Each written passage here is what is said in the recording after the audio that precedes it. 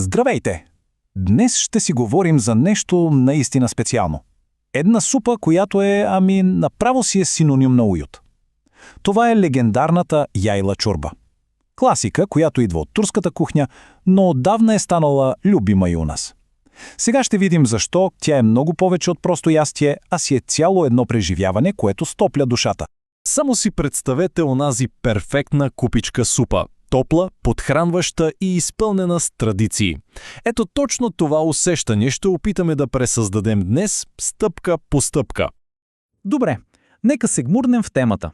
Започваме с основите, с това, което прави тази супа толкова специална и толкова обичана. И знаете ли кое е най-хубавото?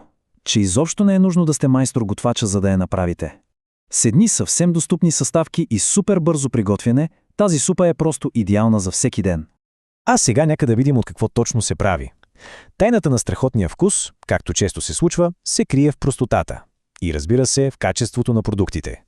Или така, всичко започва от тук, съвсем базово. Ориз, вода и сол. Това е, така да се каже, платното, върху което ще нарисуваме нашата кулинарна картина.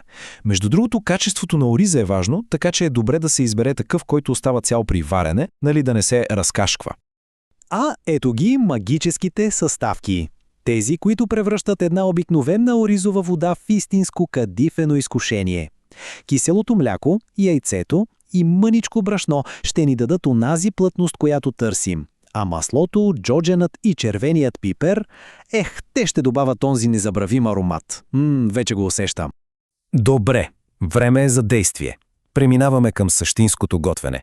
Сега ще видим как тези простички на пръв поглед съставки се превръщат в нещо наистина специално. Първите стъпки са, честно казано, супер лесни.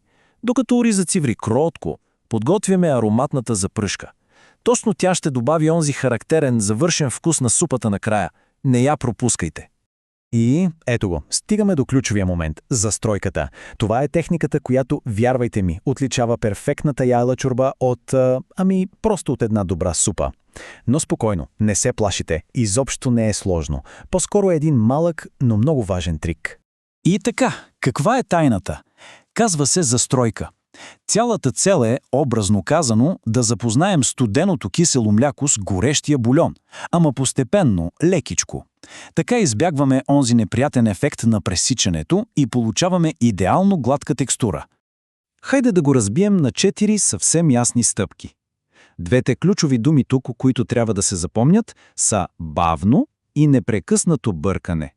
Това ни гарантира, че температурата се изравнява плавно и сместа остава напълно хомогенна, без изненади. И вуала! Ето и наградата за нашето търпение – супа с абсолютно безупречна, кремообразна текстура, без нито една бучица. Просто перфектна. Точно такава трябва да бъде. Вижте само колко е гладка. И точно когато си мислим, че това е всичко, вкусна супа, какво повече, идва изненадата. Нека да хвърлим едно око и на хранителните стойности, защото се оказва, че тази супа е не само вкусна, ами и изключително полезна. И така, една стандартна порция от тази прекрасна супа съдържа около 322 калории. Което какво означава? Означава, че е достатъчно засищаща, но в същото време е и чудесно балансирана. Само погледнете разпределението на макронутриентите. То е наистина отлично балансирано. Да, повечето енергия идва от въглехидратите в ориза, но пък благодарение на киселото мляко и яйцето получаваме и една съвсем солидна доза протеин. А сега вижте тези цифри. Невероятно, нали? Само с една купичка си набавяме над 20% от дневната нужда от манган и селен, както и доста добро количество желязо. Това не е просто някаква си супа. Това си е храна, която наистина подхранва тялото. Така че, да, изводът е кристално ясен. Тази супа е просто перфектният пример за храна, която е едновременно утеха за душата и истинско гориво за тялото. Сега вече всички тайни на перфектната яйла чорба са разкрити, така че какво се чака? Време е да си приготвим по една голяма купа уют и да й се насладим. Добър апетит!